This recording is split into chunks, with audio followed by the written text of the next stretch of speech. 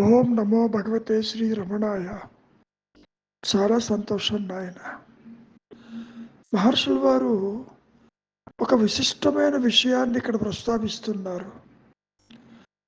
నేను సర్వాన్ని త్యజించాను, దేనితోనూ నాకు సంబంధం లేదు అంటూ అహంకారాన్ని అట్టిపెట్టుకున్న వాడి కంటే కర్తను నేను కాదని తాను తనకు విధించిన కర్మలని నిర్వహించేవాడు ఎంతో ఉత్తముడు. చూడండి, ఈ భేదం ఏ విధంగా గ్రహించాలి? ఈ మాయలో ప్రతి ఒక్కరూ కర్మలు చేస్తూ ఉంటారు. అసలు జీవితమే కర్మబద్ధము. కర్మ అంటే యాక్టివిటీ. కర్త ఉంటే కర్మ ఉంటుంది, కర్మ ఉంటే జన్మ ఉంటుంది, జన్మ ఉంటే బంధం ఉంటుంది, బంధం ఉంటే మోక్షం అనేది ఉండి తీరాలి. ఇక్కడ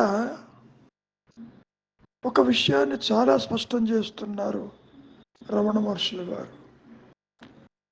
త్యజించటము అంటే వాటిని వదిలిపెట్టి దూరంగా పోవటం కాదు. అహంకార త్యాగమే సన్యాసమని చాలాసార్లు మనం చెప్పుకున్నాం. భార్యా బిడ్డలని, ఆస్తిపాస్తులని, బంధుమిత్రులని వాళ్ళకి దూరంగా పోయి అడవుల్లో ఉన్నంత మాత్రాన ఈ మనస్సు ఆలోచించటం మానేస్తుందా? లేదు కదా. నాది నేను అనేటటువంటి మాయా నేను ఉన్నదేమో చూడవలసిన బాధ్యత ఎంతో ఉన్నదని మహర్షుల వారు అనుక్షణము చెబుతూ ఉన్నారు. వారి బోధలన్నీ కూడా కర్తృత్వం అనేది లేదని, ఈ కర్మకి కర్త నీవు కాదని, నీవు చేసే కర్మలకి మరి ఫలితం ఇచ్చేది ఈశ్వరుడని, అదే ఉపదేశ సారంలో కర్తృరాజ్ఞయా ప్రాప్తతే బలం అన్నారు. కర్తృరాజ్ఞ అంటే ఈశ్వరుడి యొక్క ఆజ్ఞ ప్రకారమే నీ కర్మలకి ఫలితాలు ఉంటాయి తప్ప స్వీయ ప్రయత్నముతో కాదు. నీ ఫలితాలు నీవు తెచ్చుకునేది కాదు అంటూ స్పష్టం చేశారు. అంతేకాదు, భగవద్గీతలో కూడా కృష్ణ పరమాత్మ కర్మయోగంతోనే అర్జునుడికి బోధిస్తూ, అర్జున, నీవు కర్మలు ఆచరించు, ఫలితము నీ చేతుల్లో లేదు సుమా, ఫలితం ఇచ్చేది నేనిస్తాను నీకు ఫలితము. ఫలితము నీ చేతుల్లో లేదు కదా అని కర్మలు చేయకుండా కూర్చుంటావేమో, అది కుదరదు. నీవు కర్మలు చెయ్యవలసిందే, ఫలితము నేను ఇవ్వవలసిందే అంటూ కర్మల గురించి, ఫలితాన్ని గురించి చాలా స్పష్టం చేశారు శ్రీకృష్ణ భగవానులు అర్జునుడితోటి. అసలు గీత మొదలైందే కర్మయోగంతో. నేను కర్తని, నేను ఈ గురుతుల్యుణ్ణి, పెద్దలని, బంధువుల్ని నేనెలా చంపుతాను అంటూ మొదలైంది భగవద్గీత. ఒక్కసారి పరిశీలిస్తే కృష్ణ పరమాత్మ ఏమంటున్నాడు? అసలు చంపటానికి నీవెవరివి? చంపేదెవరు? పుట్టేదెవరు? ఎవరిని చంపుతారు? అది నీ చేతుల్లో లేదన్నాడు. పుట్టుక నీ చేతుల్లో లేదు, మరణము నీ చేతుల్లో లేదు. ఇదంతా కూడా నా స్వాధీనము. నన్ను శరణుజొచ్చిన వారికి ఈ మాయ ఏమీ చెయ్యదు అంటూ చాలా స్పష్టం చేశారు భగవద్గీతలో శ్రీకృష్ణ పరమాత్మ. ఇంతకీ మహర్షులు వారు ఎందుకింత స్పష్టం చేస్తున్నారు? కర్తృత్వరహితముగా నీవు కర్మలను ఆచరించు, నీవు కర్తవి కాదు. ఏ పని మీదనైతే ఈ దేహం వచ్చిందో అది జరిగి తీరుతుంది, అది ఆగదు.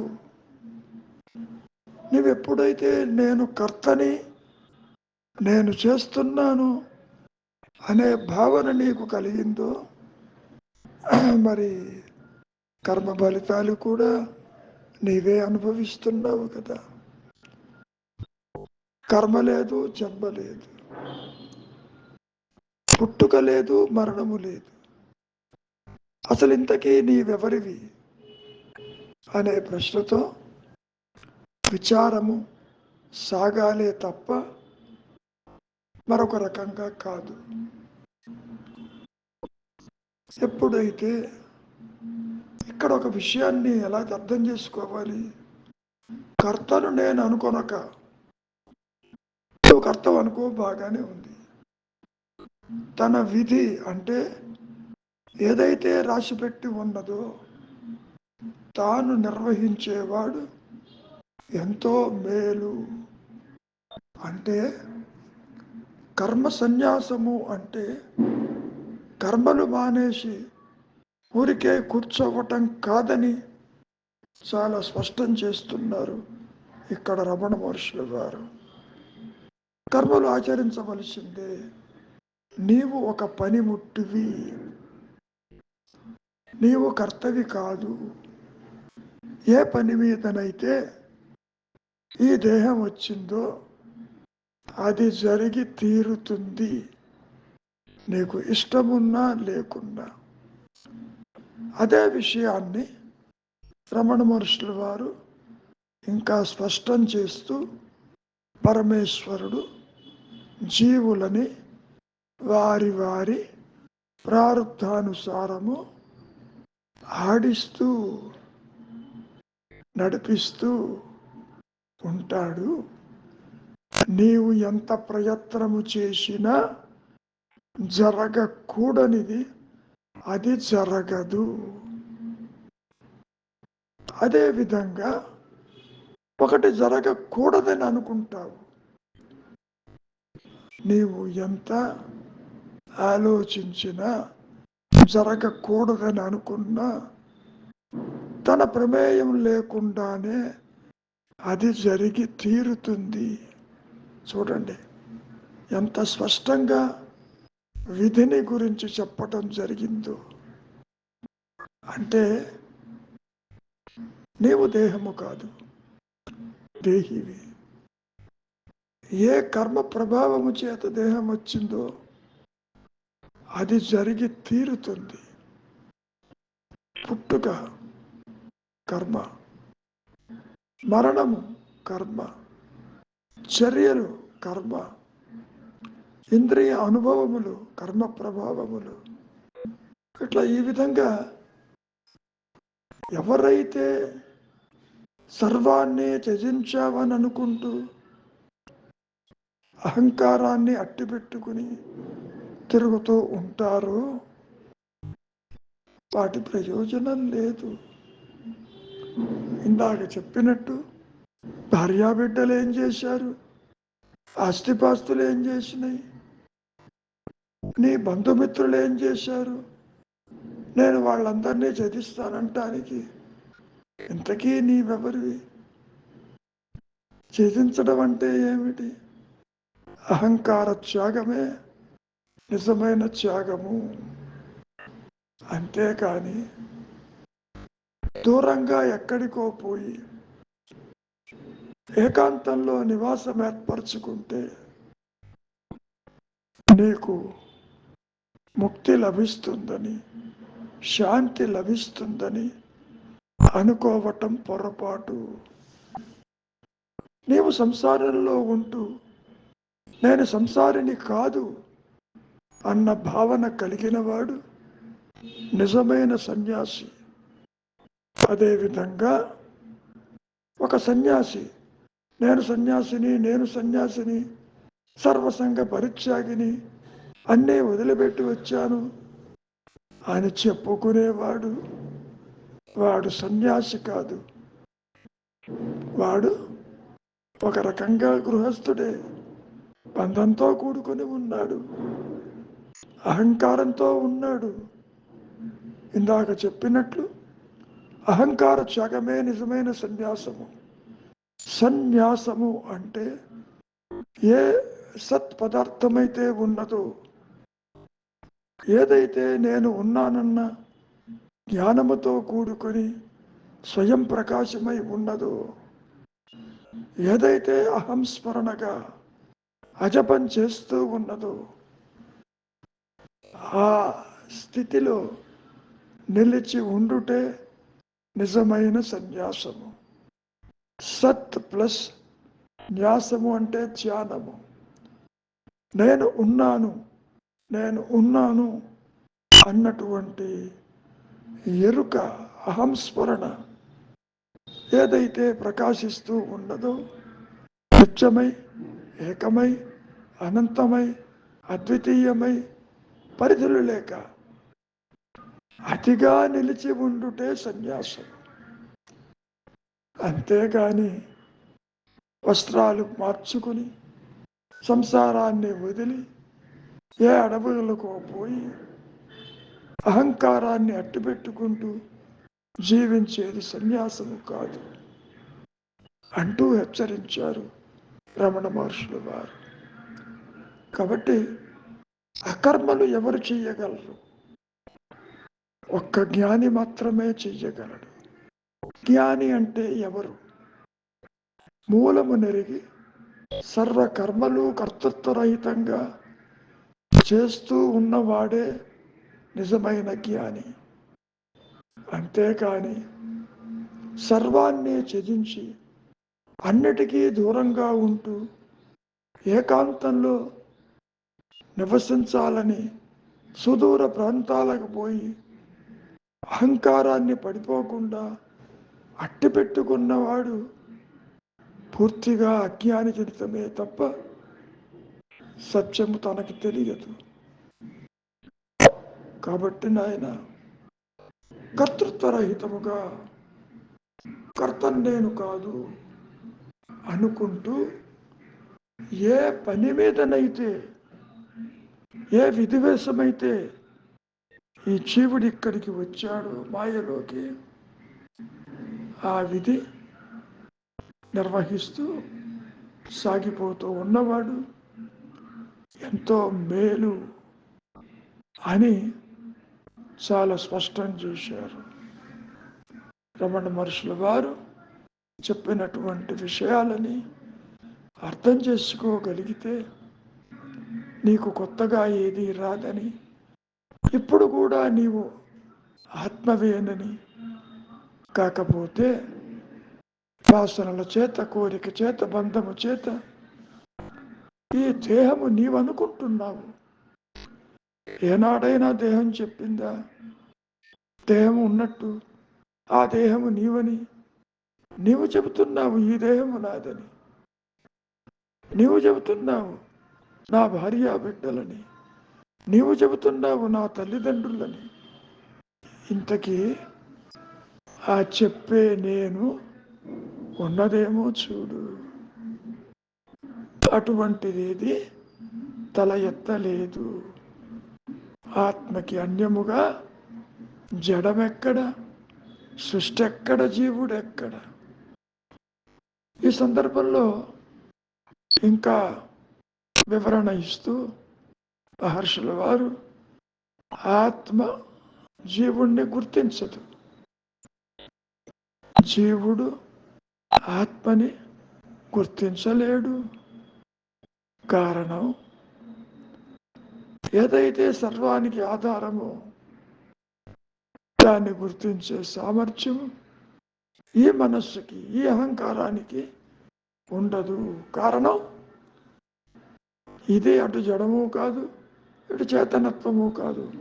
ఇదొక మాయావి, ఇదొక పిశాచము, ఇది ఒక లోయర్ సెల్ఫ్, ఉనికి లేనిది. అందుకని ఏమంటున్నారు, ఆది నుంచి ఈ అహంకారము తృణీకరించబడింది లేదు. లేనిది ఉన్న సత్యాన్ని ఎలా తెలుసుకుంటుంది?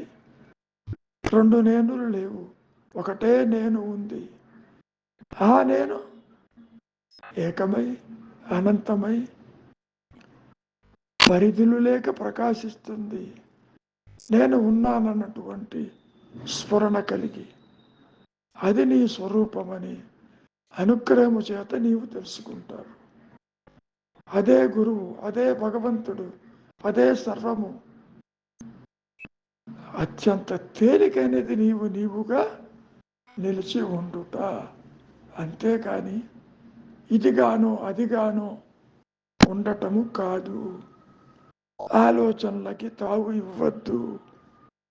ఈ ఆలోచనలు ఎవరికో చూడు, అట్టివాడెవడు లేడు. ఉన్నది ఎరుక మాత్రమే. ఆ ఎరుక జ్ఞానవృత్తి చేత నేను ఉన్నానన్న అనంతత్వ స్థితి నీకే తెలుస్తుంది.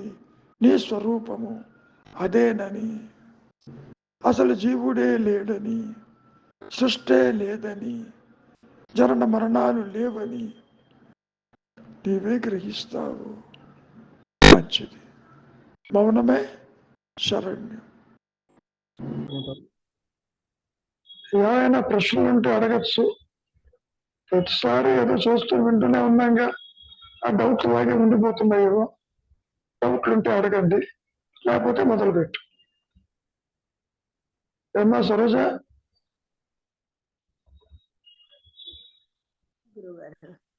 ఏమైనా డౌట్లు ఉంటే అడుగు. అందుకని రాబోయే ముందు ఒక కాగితం మీద రాసుకుంటే అది క్లారిటీ ఉన్నట్టుండి డౌట్ ఏమంటే నీకు డౌట్ రాదు. చదువుతున్నటువంటి డౌట్లు వస్తాయి. సరే, మధ్యలో ఆలోచించు. చదువు నాయన పోనీ. అంటే గురువు గారు మొన్న ఒకటి అడిగాను, అది ఏంటంటే అంటే ఆలోచించేవాడు అంటే ఇప్పుడు దేహాత్మ బుద్ధి ఏదైతే ఉన్నదో అది అహంకారం అని మనం చెప్పుకుంటున్నాం కదా. ఈ నేనే అంటే అప్పుడు టాపిక్ ఎక్స్టెన్షన్ అయ్యి అది డిస్కనెక్ట్ అయింది. అంటే ఆలోచనలు వెంబడి మనం విస్మరించమన్నారు. అంటే అది ఏదైతే మనస్సులో ఏదైతే అహంకారం ఉందో, దేహంతో తాదాత్మ్యం చెందిన ఈ నేను ఉందో, అదే అదే ఆలోచనలు అదే ఆలోచనలు అంటే ప్రార్థనలో ఉన్న ప్రకారం అదే ఆలోచనలు సృష్టిస్తుంది, అదే దాని వెంబట పరిగెడుతుంది. అంటే మీరేమన్నారంటే గురువుగారు అది పరిగెడదు అన్నారు. అంటే నాకు ఏం డౌట్ వచ్చిందంటే అదే దాని వెంబట అదే సృష్టించుకుంటుంది. ఆ సృష్టించుకుంటే ఒక ఇమాజినేషన్ సృష్టించుకో దాంతో తాదాప్యం చెంది దుఃఖపడుతుంది. మళ్ళీ అదే దుఃఖించిన మనస్సు మళ్ళీ అదే విచారణ చేసి ఇది నువ్వు కాదు, ఇది నువ్వు కాదని మళ్ళీ తనకు తానే మళ్ళీ చెప్పుకుంటుంది కదా గురువు గారు అక్కడ. అంటే ఏదైతే చేస్తుందో మళ్ళీ ఆ మనస్సే, ఆ అహంకారమే మళ్ళీ విచారణ అదే చేయాలి కదా. అదే ఎందుకని ఒకటే నేనుంది. దుఃఖించే నేనే దుఃఖ నివారణ వెతుక్కుంటుంది. అవును. ఆలోచించే నేనే ఆలోచన లేని స్థితి ఏమిటో చూస్తుంది. ఇప్పుడు చూచినప్పుడు, ఆలోచించినప్పుడు అన్యత్వం కనబడుతుంది. ఆలోచించకపోతే ఏకత్వం ఉందిగా. అవును. కాబట్టి నీ ఆలోచనకే ఇన్ని విషయాలు దాగి ఉంటాయి దాంట్లో. ఆలోచన అంటే ఏమిటో చూడుకోని అంటే అక్కడ ఏమీ లేదు. ఓకే, అది విచారణ పక్కన పెడితే అంటే ఏదైతే ఆలోచిస్తుందో దాన్ని పట్టుకొని అదే స్మరిస్తూ దాన్ని పట్టుకొని వెళ్తుంది. ఒకవేళ మనం మీరు అన్నట్టు ఆలోచనలు విస్మరించాలంటే మళ్ళీ అదే మనస్సును పట్టుకొని మనం దానికి కొంచెం విచారణ పెట్టి మళ్ళీ కావాల్సిందే కదా. అంతేగా. ఇప్పుడు ఏ మనస్సు అయితే నీకు బంధాన్ని కలిగిస్తుందో విచారం చేయటం వల్ల బంధరహితం అవుతుంది. Very simple. ఇప్పుడు ఒక ఆలోచన బంధము, మరొక ఆలోచన బంధరహితము. ఈ విషయాన్ని ఎలా చెప్పుకొచ్చారు మహర్షులు వారు? కాళ్ళలో ముళ్ళు గుచ్చుకుంది, ఇంకో ముళ్ళు తీసుకుంటావు, ఈ ముళ్ళు తీసేస్తావు, రెండు అవతలు పారేస్తావు. ఇది చెప్పినట్టు అవును. ఏ ఆలోచన అయితే నీకు బంధాన్ని సృష్టిస్తుందో విచారం చేయటం వల్ల బంధరహితమై నీవు ఆలోచన రహిత స్థితికి వెళ్ళిపోతున్నావు. అంటే నీ సరిదత్వంలో ఒకటే నేను ఉంటావంట. అంటే ఉన్నది ఒకటే నేను కాబట్టి ఆ నేనుతోనే మనం బాహ్యంగా బాహ్యంతో పరిగెడుతున్నాం. దాన్నే మళ్ళీ మన అంతర్ముఖం చేయాల్సి వస్తుంది. అంటే ఈ సంఘర్షణ ఆ ఒక్క మనస్సుతోనే, ఆ ఒకే నేనుతోనే. Correct correct. ఎందుకని? ఆ మనస్సే ఆత్మ కాబట్టి. రెండు నేను లేవు, అహంకార నేను, ఆత్మ నేనంటూ. అదే ఇక్కడ బయటకు వచ్చిన వ్యక్తిత్వం కలిగిన నేను అది ఏదో కాదు, అది ఆత్మే. ఆత్మ ఈ విధంగా కనపడుతుంది. జీవుడు గాను, జగత్తు గాను, ఈశ్వరుడు గాను ఎవరికి కనపడుతుంది? దేహాత్మ బుద్ధి కలిగినప్పుడే కనపడుతుంది. మన నిద్రలో ఆలోచన ఎందుకు లేదు నీకు? ఉత్తరాయిత్యమైన అందుకని సంసారం లేదు, జగత్తు లేదు, దైవం లేడు, జనన మరణాలు లేవు అక్కడ. చెప్పుకోవడానికి నిద్రావస్థ తాత్కాలిక మరణం అని, మరణము శాశ్వత నిద్ర అని మాయలో చెప్పుకునే మాటే తప్ప అసలు అహంకారమే పుట్టలేదు అని విశేషం. ఈ జీవాత్మ భావన ఆది నుంచి తృణీకరించబడింది అన్నారు. From the right from the beginning it is not in existence. సర్పరజ్జు భయభ్రాంతులు కూడా నువ్వేమంటావు? అసలు బాగా లేదు మమ్మల్ని ఉన్నది తాడే. అదే చెబుతున్నారు శంకరులు మహర్షులు కూడా. ఉన్నది ఎరుక, లేనిది జీవుడు, లేనిది సృష్టి, లేనిది జనన మరణాలు.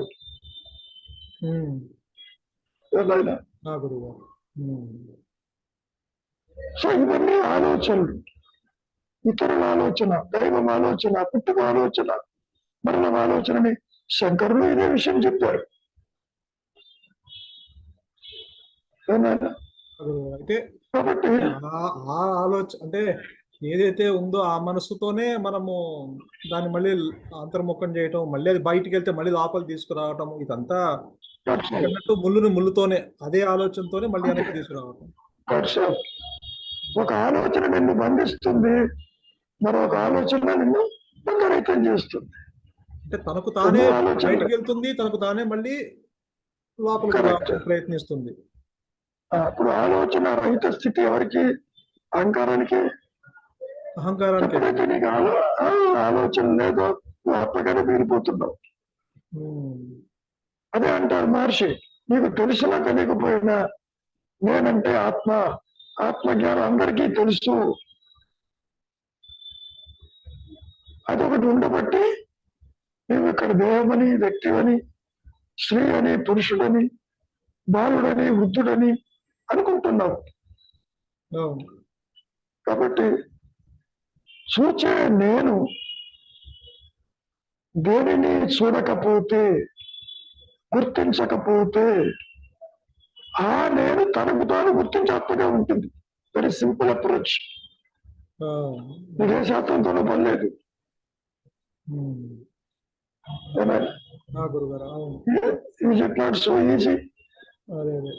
అంటే అదే శ్రీకృష్ణుడు అదే అందుకే అంటే అభ్యాస వైరాగ్యంతో మనస్సుని కొంచెం అంతర్ముఖం చేయటం.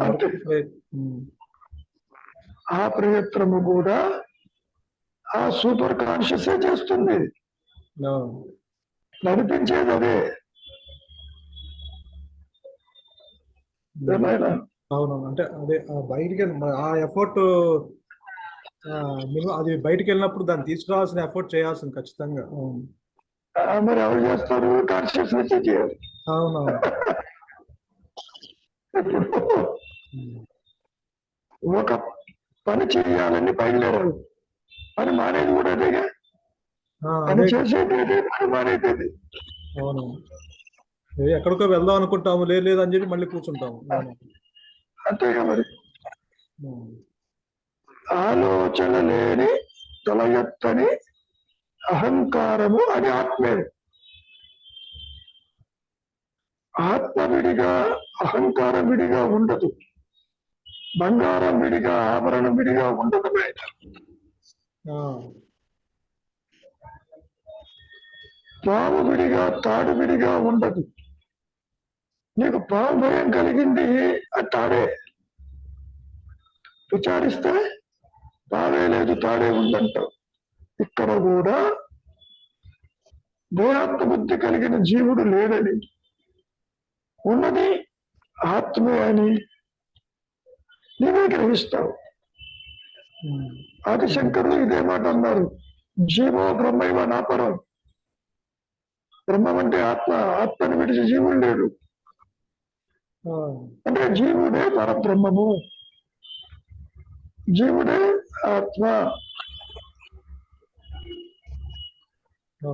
నీకు ఆలోచన వచ్చినప్పుడేమో అన్యత్వము బంధం ఏర్పడింది.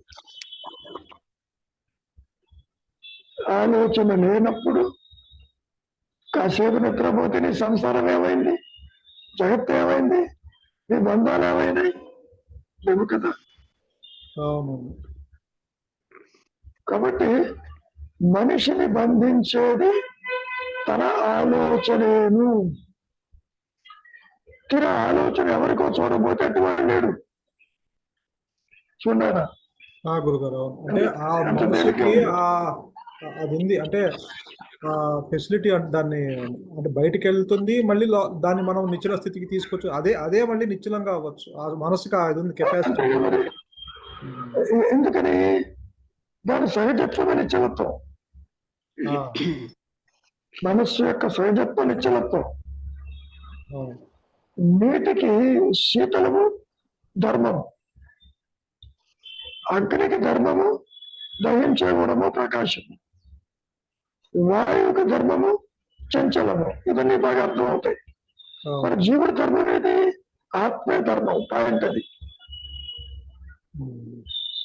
ఎందుకంటే పాముకి ఆధారము తాడు కాబట్టి ఈ మనస్సుకి ఆధారము చైతన్యం. That's all, very simple. మనస్సు అన్నా ఆత్మ అన్నా ఒకటే. మహర్షి ఏమంటున్నారు? శుద్ధ సత్వ మనస్సే ఆత్మ. గుణరహితమై, బంధరహితమై, సత్వమై, శుద్ధ సత్వమైనటువంటి మనస్సులోనే నీ సహజత్వం ప్రకాశిస్తుంది. అక్కడ the line of demarcation between అహం స్ఫురణ అండ్ అహం దేహం ఇస్ వేకింగ్. అందుకని చాలా తేలిక. ఎందుకంటే ఆ మనస్సు ఎప్పుడు శుద్ధ సత్వమే కాబట్టి ఆలోచన వల్ల అది బయటకు వచ్చింది. అది ఎందుకు వచ్చిన ఆలోచనలు, వాసనలు, కోరికలు, బంధాల వల్ల. పూర్వ అనుభవాలు ఉన్నాయి నీకు లోపల, అందుకనే పాము భయం కలిగింది. పూర్వ కోరికలు ఉన్నాయి, అందుకనే సంసారం ఏర్పడింది. నాది నాది నాది నాది అంటూ ఇంద్రియ అనుభవాలు రికార్డ్ అయి కూర్చున్నాయి. పునరుంటున్నాయి, మళ్ళీ కావాలి, మళ్ళీ కావాలి. అందుకని ఈ స్థితి వచ్చింది తప్ప, లేకపోతే దేహంతో నీకేంతోని. దేహంలోకైనా చెప్తండి. అంటే అహంకారం ఆది నుంచి తృణీకరించబడింది అన్నారు. అంటే లేదని కానీ అసలు మరి అహంకారం ఎందుకు జనిస్తోంది అంటారు? వాసన వల్ల, కోరిక వల్ల, పూర్వ స్మృతుల వల్ల. కానీ ఆలోచన వివేకంతో అనాత్మ విచారణ చెయ్యాల్సింది కూడా అహంకారమే కదా. ఇందాక అది కూడా చెప్పింది, ఏ నేనైతే బయటకు వచ్చిందో ఆ నేనే అతగాడి. అవునండి, తన మూలానికి వెళ్తున్నావు. ఇప్పుడు నువ్వు ఇంట్లోంచి బయటకు వచ్చావు, ఇల్లు ఎక్కడ వెతుకుతున్నావు, గుర్తులు మర్చిపోయావు.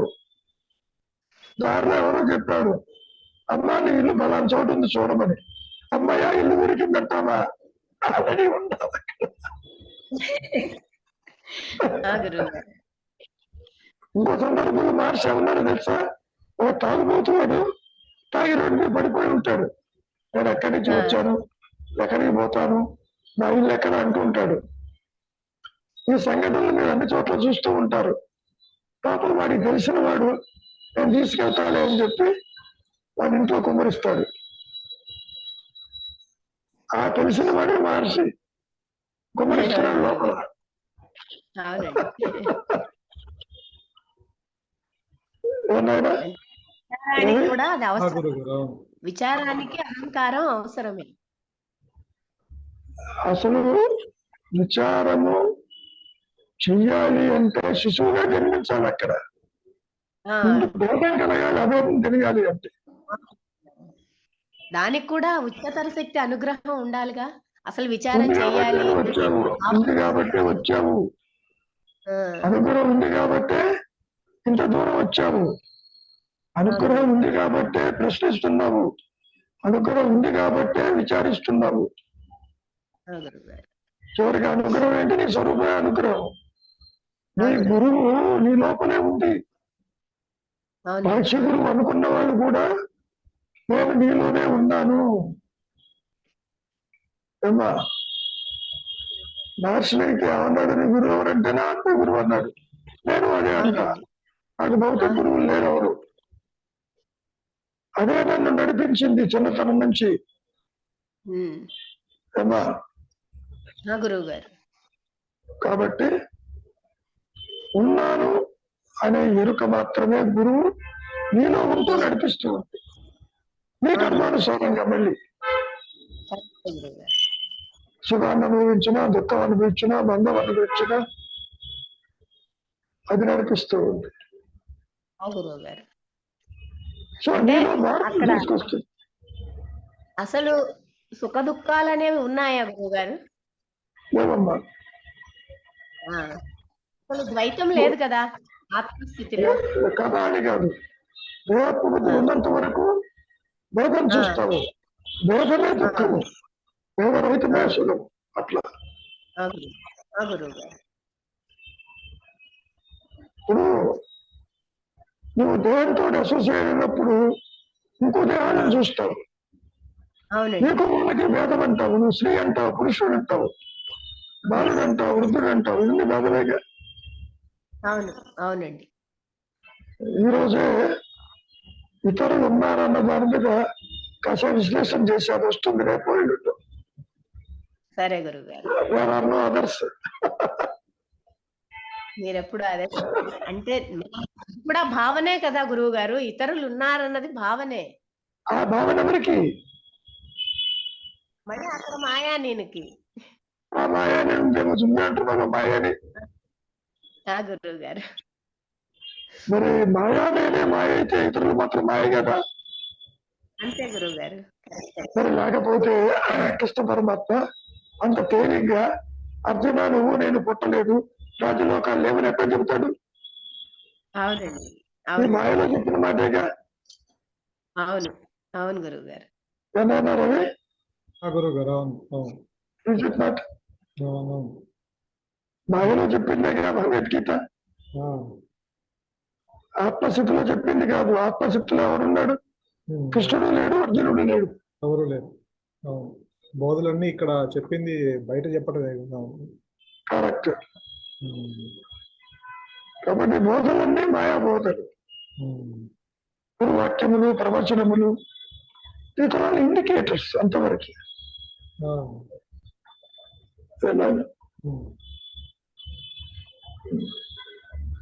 ఇంకేమైనా ఉన్నాయా పూర్వ స్మృతులు? ఇంకేం లేదు గురువు గారు, చదువుతాను. తాను అఖిలము త్యజించానని భావించే వానికన్నా నేను ఇది చేశా అది చేశాను అన్నవానికి కర్తను నేను అనుకోనక తన విధి తాను నిర్వహించేవాడు ఎంతో మేలు అంటున్నారు.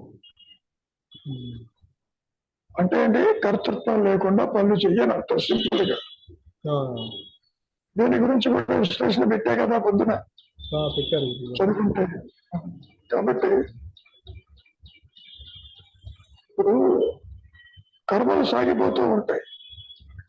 నేను అనవసరంగా కర్తృత్వాన్ని మీద వేసుకుంటావు. నేను చేశాను. ఒక పని బట్టి ఎప్పుడైనా చేయగలరా? ఆలోచించు. పనిముట్టు చేయలేదు. కాబట్టి నేను నాది అనేది నేను చేశాను నువ్వేం చేయలేవు అసలు. నువ్వు ఒక పనిముట్టి. వారు an instrument in the hands of higher power. అదే అదే అన్నారు మహర్షి. పనిముట్టు అనేది పనిముట్టు కంప్లైంట్ చేయదు, కానీ ఇది అహంకారము కంప్లైంట్ చేసుకుంటుంది కదా నేను చేశానని. ఎందుకని? పనిముట్టు మాట్లాడుతున్నావు కర్తృత్వంతో. పనిముట్టు కర్తృత్వం లేదు, నీకు కర్తృత్వం ఉన్నది. ఇది నాది, నేను చేశాను. నేను నాది నువ్వు అంటున్నావు, పనిముట్టు అంటున్నా. అందుకని పనిముట్టుగా ఉండమంటున్నారు. బట్ ఇది పనిముట్టే, కానీ ఇది పనిముట్టుగా దాని పనిముట్టు తెలియక అది కర్తృత్వం తోటి విర్రవేగుతుంది. నేను చేశాను, నాది నేను సంపాదించానంటాడు. నువ్వు సంపాదించేది ఏం లేదు అక్కడ. పోయేటప్పుడు పూచిక పుల్లని ఎవరు వస్తుందా పోనీ ఇంత నాదన్నావు. ఇదేమీ రాదు. అవును, కట్టెలో కాలిపోతుంది కదా అంత. కాలిపోయేది దేహము, కానీ వాసనలు కాదంటే వాసనలతో కూడా ఏం తీసుకుంటున్నావు. అదే పునరుద్ధరణ జన్మం. కాబట్టి నీకు దుఃఖానికి కారణం అవిచారం. నేను చేశాను, నా వల్ల అయింది అని మాయలో ప్రతి ఒక్కళ్ళు అనుకుంటారు. సో అనుకునే వాడికి సూచన అన్నమాట అది. నువ్వేం చేయటం లేదు, నువ్వు కర్తవి కాదు, కర్త ఈశ్వరుడు. తాను అఖిలము చేయించాలని అనుకుని నేను ఇది చేసి అది చేసా అనుకుంటున్నాడు. ఇక్కడ వాడికన్నా ఉండేవాడు బెటర్ అన్నట్టు చెప్తున్నాడు. అంతేగా మరి. కాబట్టి ఎప్పుడైతే నీవు కర్తృత్వం లేక చేస్తావో ఆ కర్మ ఫలితాలు కూడా ఈశ్వరుడు తీసుకుంటాడు, నీకు సంబంధం లేదు. ఆ డిఫరెన్స్ చూసావా? కర్తృత్వంతో చేస్తేనేమో ఫలితాన్ని నేర్చబడుతున్నాయి. నువ్వు కర్తవ్య కాదు అన్నప్పుడు ఈశ్వరుడు తీసుకుంటున్నాడు ఆ బలాన్ని. కర్మఫల త్యాగం అంటే అదే, అహంకార రహితంగా చేసేదే అది. అందుకని జ్ఞాని ఒక్కడే చేయగలడు ఆ కర్మలు. కానీ ఈ అహంకారంతో కనీసం మీరన్నట్టు ఆ స్వభావంతో అన్న ఉంటే కొంచెం ఆ దుఃఖం అన్నా కొంచెం అన్నా అది మనకి అంటదు. అసలు దుఃఖం లేదుగా. లేదు గురువు, అంటే నేను చేశాను అన్న భావన కన్నా ఇది భగవంతుని నా ద్వారా చేయిస్తున్నాడు అన్న అదే శరణాగతి. భగవంతుడి శరణాగతి అంటే అది, గురువుకి శరణాగతి అంటే అది. It is the Guru is in existence. It is the conscious is in existence.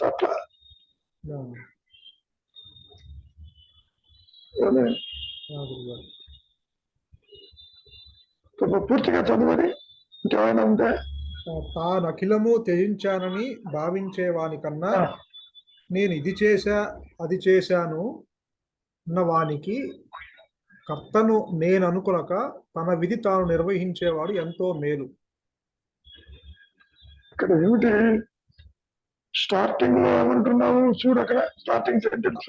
తాను అఖిలము త్యజించానని భావించేవాని త్యజించడం అంటే అర్థం ఏంటి? నేను అన్నిటినీ వదిలిపెట్టానంటున్నాడు. మరి దేన్నే వదిలిపెట్టలే. సన్యాసం పుచ్చుకుంటాడు ఒకడు, భార్య బిడ్డలు వదిలిపెట్టాను, ఆస్తిపాత్ర వదిలిపెట్టాను అంటాడు. కానీ మనసులో అదే ఆలోచనలు ఉంటాయి. ఉపయోగం ఏంటి? వాడికంటే కర్మలు ఆచరిస్తూ నేను కర్తని కాదు, ఇది ఉత్తమం అని చెప్పటం. It's practical approach. అంటే అన్ని వదిలేసి బయట మన అడవికి వెళ్ళి చేసుకునే వాడికన్నా సంసారంలో ఉంటూ నేను కర్తను గాను అన్న వాడికి ఎంతో మేలు. మీకు మేలు కదా. అవును. కాబట్టి ఎక్కడికి వెళ్ళాల్సిన పని లేదు. నీవు ఏ పని మీద అయితే వచ్చావో అది జరిగి తీరుతుంది. మహర్షికైనా, నీకైనా, నాకైనా, ఎవరికైనా అది ఆగదు.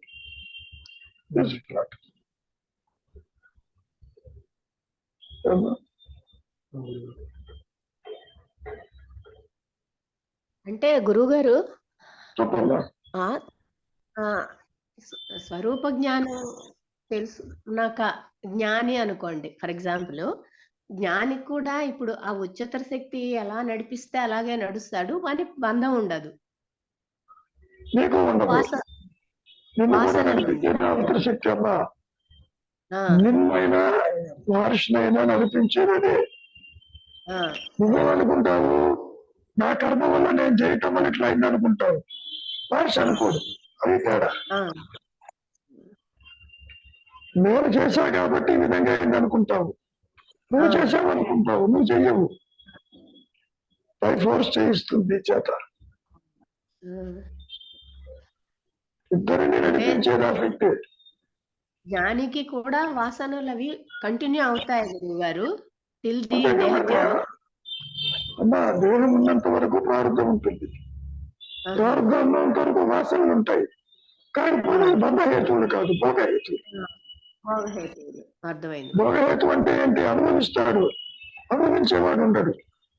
ఆ, ఎట్లాగైతే ఫలాలు స్వీకరించాడో, దేహానికి రుణం వచ్చిందిగా, క్యాన్సర్, అదే అవును. స్వీకరించాడు. అవును. భయంకర. అవును, కరెక్టే గురువు గారు. సో ఆ భావన ఉండదు. అంతే తేడా. నేను అనుభవిస్తున్నాను అనే భావన ఉండదు ఆయనకి. నాది అనే భావన ఉండదు. ఆ, ఏమా, నేను అనుభవిస్తున్నాను అని ఉండదు. అన్ని ఆ మాట కూడా అడిగారుగా మహర్షిని. మీరు మహానుభావులు, మహాపురుషులు, మరి ఈ ప్రాణాన్ని తగ్గించుకోలేరా, మార్చుకోలేమంటే చెప్పేవాడు లేడన్నాడు. అవునండి, అవును గురువు గారు అన్నారు. చెప్పేవాడు లేడని చెప్పాడు అంటే అది అర్థమవడం చాలా కష్టం. అవును నాతో గురువు మీరు గారు. మాట్లాడుతున్నారు కదా, చెప్పేవాడు లేడు ఎట్లా అంటారని నువ్వు అనుకుంటావు. అవును గురువు గారు. మనసు వస్తుంది పోతుంది తప్ప దండ బీజంగా తగలబడ్డ తాడులాగా బంధించు. అది స్టోర్ అవ్వదు, స్టోర్ అవ్వదు. స్టోర్ కాదమ్మా, అసలు ఉండదు. ఆ, అసలు ఉండదు. ఓకే గురువు గారు. నాని అనేది భావన తన యొక్క దుఃఖం ఉంటుంది. ఓకే. ఆవిడెవరంటే తల్లి అని చెబుతాడు, ఆ, వీరెవరంటే ఇంకో పేరు చెబుతాడు, ఉంటాడు. కానీ బంధాలు ఉండవు. గురువు గారు. ఎందుకని? నాదనే వాడు అక్కడ లేడు. గురువు గారు. నీవు నీ బంధువుని ఎలా చూస్తావని అడిగారు. అందరిలాగే అన్నాడు. గురువు గారు. అది మింగుడు పడదు. ఎందుకని? నువ్వు ఆయన రిలేషన్ గా చూస్తున్నావు. అవునండి. మా తండ్రి, తమ్ముడు, నువ్వు బంధుత్వాన్ని కలుపుతున్నావు, ఆయన కలపటం. అందరూ అర్థమైంది. తల్లి భగవాన్ దగ్గరకు వచ్చి ఇంటికి తీసుకెళ్దామని అంటే అప్పుడు చివరికి ఇంకా తట్టుకోలేక పలక మీద రాసి ఈశ్వరుడు వాళ్ళ ప్రారంధాన్ని అనుసరించి నడిపిస్తాడు, ఏది జరగాలో జరుగుతుందని. అంటే అక్కడ సెంటెన్స్ చెప్పాడంటే అక్కడ తన చేతిలో ఏం లేదు, తన కర్తవ్యం కాదన్నాడు కదా. అంతేగా మరి. తీసుకెళ్ళడానికి వచ్చాడు, మేనమామతో వచ్చాడు. అవును, ఇద్దరు వచ్చాడు. ఎందుకు వెతుకుతారు నన్ను? ఈ గురించి మర్చిపోండి. అప్పుడు చెప్పిన మాట ఇది. పరమేశ్వరుడు జీవులని వారి ప్రారంభానుసారంగా ఏది జరగాలో జరిగి తీరుతుంది. నువ్వు ఎంత ప్రయత్నం చేసినా ఉపయోగం లేదు. అవును. కాబట్టి ఈ ఇదంతా మాయలో చెప్పుకునే మాటలు ఇవి. బోధలు కూడా మాయే, అవేం సత్యమేం కాదు. ఏమైనా గురువు గారు. కాబట్టి ద్వైత జ్ఞానమంతా అజ్ఞానమేను, అసత్యమేను అన్న భావన కలిగి ఉండాలి. మీరు ఆలోచన వస్తుంది, కర్మలు ఆచరిస్తావు, ఆలోచన ప్రమాదం కాదు. ఇంకా చెప్పినట్టు నేను చేస్తున్నాననేది ప్రమాదం, నాది అనేది ప్రమాదం.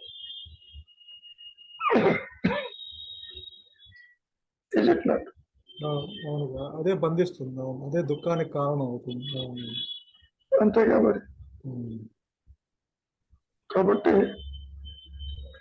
నేను నాది అనేవాడు ఉన్నాడేమో చూడు, ఎంతవరకు చూడవలసింది నువ్వే. ఆయన చెప్పడం అయిపోయింది, శంకరులు చెప్పడం అయిపోయింది. ఎవరన్నీ చెప్పినా అటువంటి వాడు లేడంటే నీకు నిద్ర పట్టాలే. ఎందుకని అనుక్షణము ఈ ద్వైతానికి అలవాటు పడ్డావు, కర్మలకు అలవాటు పడ్డావు, సంసారము నాదనుకుంటున్నావు. చెప్తాడు, అందుకని ఈ విధంగా ఉంటుందని చెప్పటం.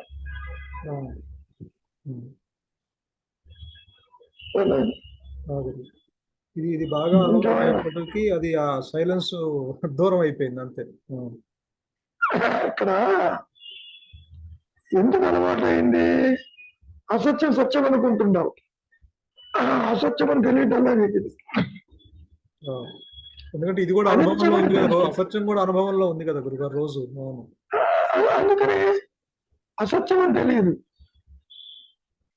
కాన్స్టెంట్ అసోసియేషన్ వల్ల ఇంతలాగా అదే చూస్తున్నావు, అదే చూసేసరికి సత్యం అనుకుంటున్నావు. అదే నువ్వు ఆత్మనే చూస్తున్నావు అనుకో, కర్మలు చేస్తూ, అప్పుడు ఇది అసత్యము అది సత్యం అనిపిస్తుంది.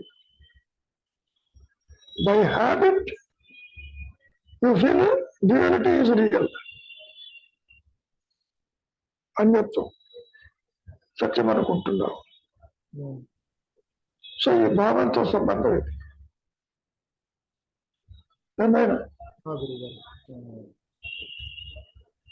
భావశూన్యంలోనే ఆ సత్యం అవగతం అవుతుంది. ఇప్పుడు కూడా ఆలోచన లేకుండా క్షణకాలం నిలిచి ఉంటే చాలు, నీ స్వరూపం నీకే తెలుస్తుంది. ఉన్నానన్న ఎరుక. నువ్వు ఆలోచనతో వ్యక్తిత్వంతో ఆత్మను తెలుసుకోలేవు. ఆలోచనకి మధ్యలో ఒక సైలెంట్ జోన్ ఉంది కదా, ఆ స్థితిలో కాసేపు నిలిచి ఉంటే నీకే తెలుస్తుంది. నేను ఉన్నానన్న జ్ఞానం ఉన్నదే, ఇది కొత్తగా లేదే, ఇది ఎప్పుడూ ఉందే అని నువ్వే అంటావు. అహంకారంతో ఆత్మని తెలుసుకోలేము నాయన, అది గుర్తుపెట్టుకో. దేహాన్ని జగత్తును చూస్తున్నట్టుగా చూడలేవు. ఈ రెండు కలిసి ఉండవు. ఏ రెండు? ఆత్మ నేను, అహంకారం నేను, రెండు ఒకటే. కర్తృత్వం వచ్చినప్పుడేమో అహంకారం అయింది, కర్తృత్వం అయినప్పుడు ఆత్మగా ఉండేది.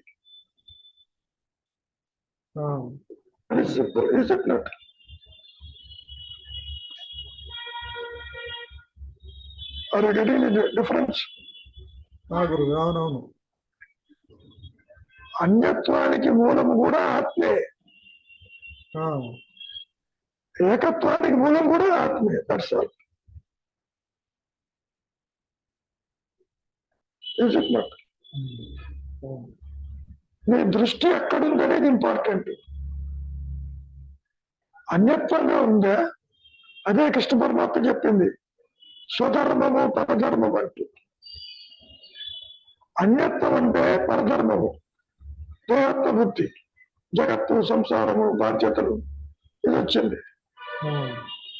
స్వధర్మం అనేసరికి అది బ్లాక్అవుట్ అయిపోయింది, ఆత్మే ప్రకాశించింది. స్వధర్మము అంటే నీ లక్షణం, ఆత్మే నీ ధర్మము అని చెప్పటం. పరధర్మో అదే భయం మహర్షి. అనేది అంటారు కదా ఇది. పరధర్మము అనేది అంతే ఎప్పుడూ కదా. దుఃఖాన్ని కలిగిస్తుంది. అది దాని అర్థం ఏంటి? దేహాత్మబుద్ధి దుఃఖపూరితము, అది. దేహాత్మబుద్ధి లేకపోవడం ఆనందదాయకం. Very simple. దేహం ఉంటే ఉంది, నో ప్రాబ్లం.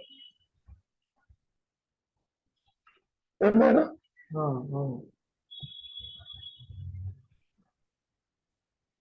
ఇంకేమైనా ఉన్నాయా మనం అదృశ్యమయ్యే లోపల? ఒక 2 minutes. 2 minutes ఎవరు చెప్పారు? గడియారం చెప్పిందా? నేనే చెప్తున్నా గురువు గారు, అది చెప్పట్లేదు. చెప్తే నేనెవరు? నేనే కాబట్టి చెప్తున్నా, ఏమన్నాడు మహర్షి? చెప్తున్నా. అహంకారము తల ఎత్తును, సర్వము తల ఎత్తును. కాలం అంటావు, భవిష్యత్ అంటావు, పాస్ట్ అంటావు, ఫ్యూచర్ అంటావు, అటువంటివి ఏమీ లేవు. దానికి ఏమన్నారు మహర్షి? ఎస్టర్డే నవ్వు, టుడే నవ్వు, టుమారో నవ్వు. Now is the reality. Now is the reality అంటే అదే, అంటే ఎప్పుడు ఉండేది ఒకటే సత్య వర్తమానం. చెప్పండి. స్వప్నంలో నేను చేసే చర్యలన్నీ ఈ జాగ్రత్త అవస్థలో చేసినట్టుగానే ఉంటుంది, కానీ అక్కడ కర్తృత్వ భావన ఉంటుందా గురుగారు? ఉండదు కదా. ఎందుకుండదు? అనుభవిస్తున్నావుగా, సుఖ దుఃఖాలు అనుభవిస్తున్నావుగా, తిండి తింటున్నావుగా, సుఖిస్తున్నావుగా, ఇష్టభోజనాలు చేస్తున్నావు. కానీ నేను మెలకువకు వచ్చినాక ఇది కలే అనే ఒక స్పృహలో ఉంటాను కదా, అప్పుడు మెలకు తీసేస్తాను. వచ్చాక, నా మెలకు వచ్చాక కలగడానికి మాటను. మరి ఇప్పుడు ఈ జాగ్రత్త అవస్థలో ఆ స్థితి కలిగేది ఎప్పుడు? నాకు జాగ్రత్త అవస్థలో విచారం చేసినప్పుడు ఇది కూడా కళ అని తెలుస్తుంది. మెలకువ, మెలకువ అంటే ఆత్మస్థితి. మెలకువ అంటే ఆత్మస్థితి అని అంటారు మహర్షి. నిజంగా బతక తెలిస్తే బతకటం మానేమన్నాడు. బతక తెలిస్తే అంటే ఆత్మగా ఉంటో తెలిస్తే తెలుస్తుంది. ఇక్కడ ఇప్పుడు ఈ జాగ్రత్త అవస్థను నేను కలలాగా భావించి ఉండగలనా గురుగారు? భావించటం కాదు ఇక్కడ. నువ్వు ఆలోచన లేకపోతే ఇది ఎగిరిపోతుంది, అంతర్ముఖం అయితే ఎగిరిపోతుంది. తర్వాత తెలుస్తుంది. ఎలాగైతే కళ నుంచి ఇక్కడికి వస్తే కళ అసత్యమని తెలిసిందో, ఆత్మ ప్రకాశం తర్వాత మళ్ళీ ఇక్కడికి వస్తే తెలుస్తుంది ఇది అసత్యమని, లేకపోతే తెలియదు. అదే గురుగారు, నేను అసత్యం అని అనుకుంటూ